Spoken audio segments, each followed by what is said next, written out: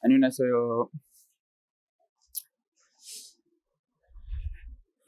Dear Chairman Jung from H2 Meet, honorable members of the Parliament, the National Assembly, dear Chairman Moon from H2 Korea, honorable members of the international governments, ladies and gentlemen, distinguished guests, it is an honor for me and for Airbus Korea to be attending the H2 Meet 2022. First of all, allow me to congratulate the H2 Meet organizing team for this wonderful event, gathering so many local and international companies.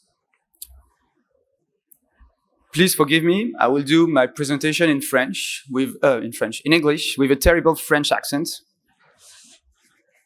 But you have to trust me, it's better than if you ask me to speak in Korean, so I will stay with the English.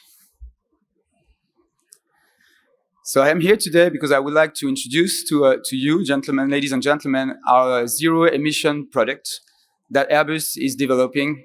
And of course, it's going to be based on hydrogen, so that's the purpose of me being here with you today. So we have seen around the world a very fast evolving societal and regulatory expectations. Starting somehow in June 2019 with the UK, of course, but followed very quickly by a lot of leading companies and leading countries around the world, New Zealand, EU, US also, Japan, and Korea, obviously, with a target announced in October 2020 to achieve a zero emission by 2050.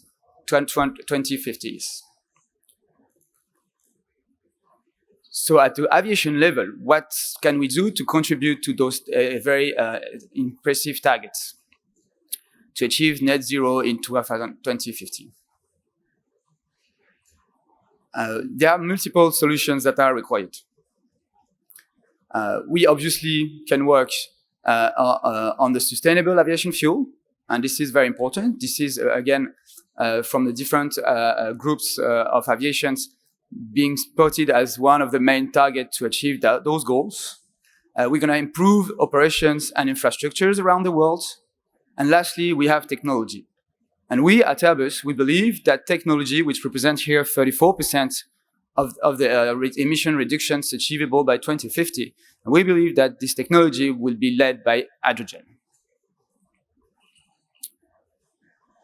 So at Airbus, our plan is to introduce the world's first large zero-emission aircraft, called Zero-E.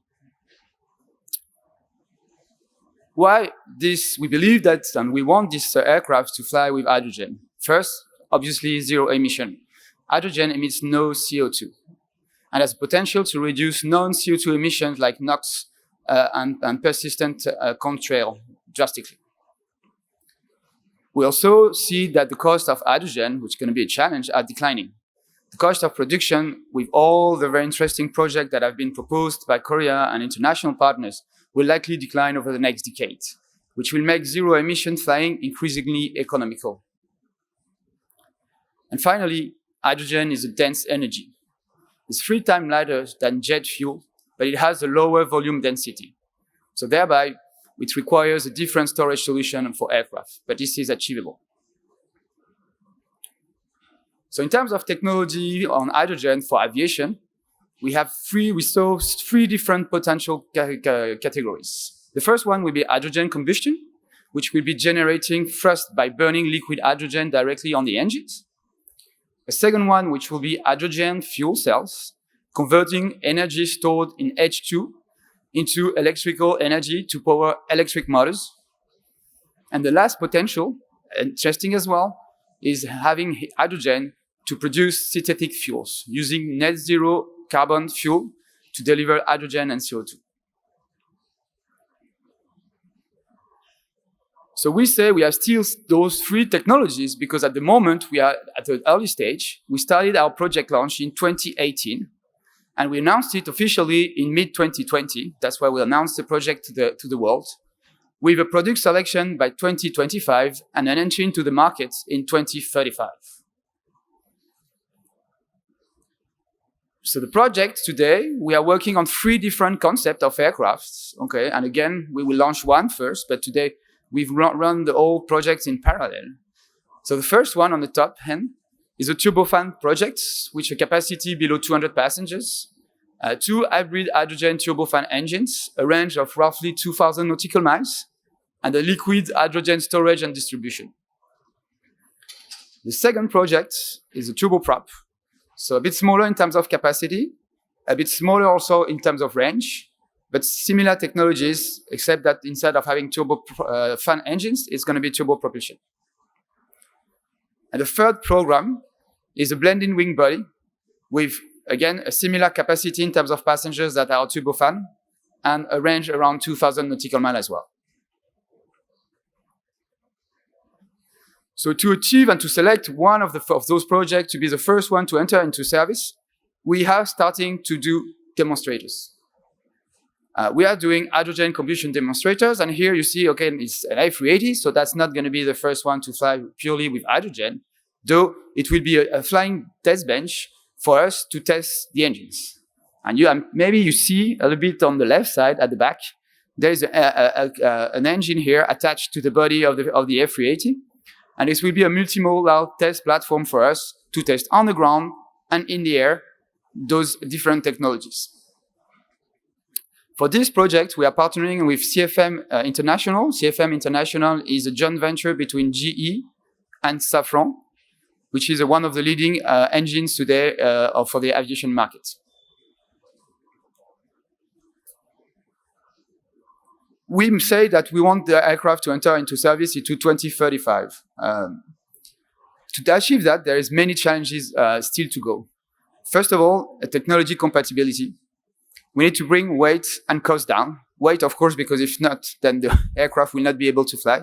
Cost, because we want our operators and the international level to be able to fly those aircraft, economically speaking. We need to also secure the H2 availability and cost to grow renewable electricity, which will increase the cost competitiveness. And we just heard an interesting presentation from Australia.